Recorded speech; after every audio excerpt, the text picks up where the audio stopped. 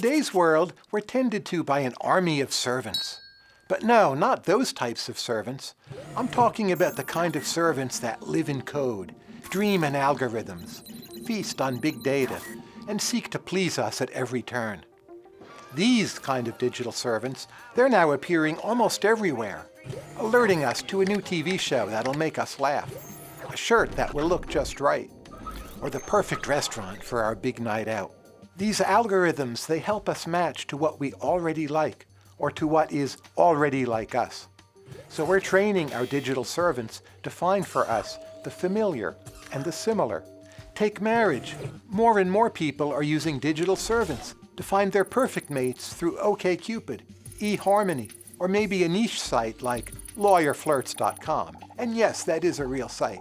These sites, they gather information about you and they send you recommendations to whom you ought to be matched. All of this has led to a rise in what's called assortative mating, marrying those of a similar level of education and income. So for instance, lawyers may marry other lawyers rather than just marrying the people they went to high school with or live next door to. These digital servants, they're also matching people at the office. They're helping the most productive workers find the most productive firms. Think of the software algorithms as having many kinds of information about the workers. They give the firms better knowledge of who they ought to hire.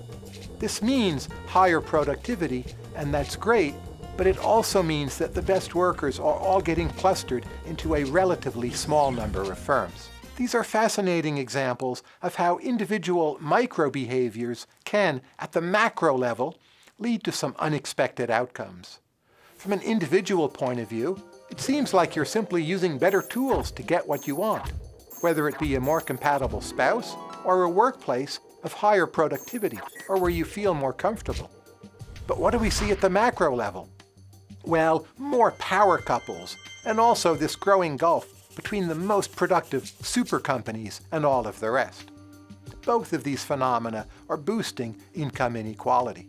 Now, at the broadest level, these digital servants, they are helping us find better matches for ourselves. But there's a complication, because better matching also can mean more segregation. And when I use that word segregation, I'm not mainly talking about segregation by race, but segregation is a broader concept. I mean, there's less mixing by income level, education level, and also type of work. So this change in the virtual world, more and better matching, it's also leading to an important change in our physical world, which is more segregation. And in some ways, that's problematic. So visualize this. Power couples and highly productive workers, they're flocking to cities like New York, Boston, and San Francisco. But there's a problem here. There's growing demand, but there are tight building restrictions in those cities.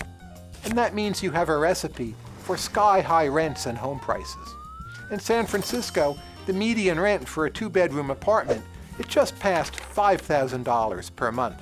So what's happening is you have an initial tendency towards segregation, the price goes up, and that further reinforces the segregation. There's a self-reinforcing dynamic here because so many people can no longer afford to live in Manhattan or San Francisco. So the old view of segregation was often about people being pushed out.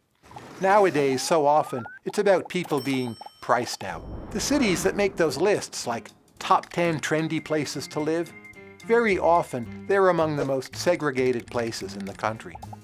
Part of the reason they're trendy is that the less affluent people and the less attractive businesses, they've been neatly sorted out of sight. We like to live there because our neighbors are familiar and safe, or matched to what is comfortable and predictable. Yet at the same time, we're more and more isolated from other socioeconomic classes. And yes, if you're wondering, I'm part of this problem too. I live in a pretty nice neighborhood. But think about yourself as well. Who are you dating? To whom are you married? Where do you aspire to be? You too may be matching and segregating. Given this, should it be so surprising that so many of our elite political commentators were dumbfounded and indeed shocked by the rise and election of Donald Trump? So many of those people, they live in the same few cities, and increasingly, they are isolated from those who are truly different. What about racial segregation? There, the data are mixed, but on closer examination, there are some worrying trends. While more Asians and Latinos are living alongside blacks, blacks and whites are increasingly living in separate places and also attending different schools. So while overt racism might be going down, at the same time it seems that some kinds of racial segregation are going up. It's ironic that the very acceleration of information transmission is actually decelerating the rate of surprise and happenstance that occurs in a more mixed society. Because mixing creates economic opportunity and it boosts the chances of new ideas. And in more integrated neighborhoods, you find more upward mobility in terms of either income or education. So when we try to diagnose why today's partly stagnating economy is in a state of partial stasis, well, segregation is a big part of that story. So what can we do about all this? Well, we can start by focusing less on credentials, giving people more second chances in life, and also making it easier and cheaper for ambitious poor people to move into America's most productive and expensive cities. We can do that by easing restrictions on building.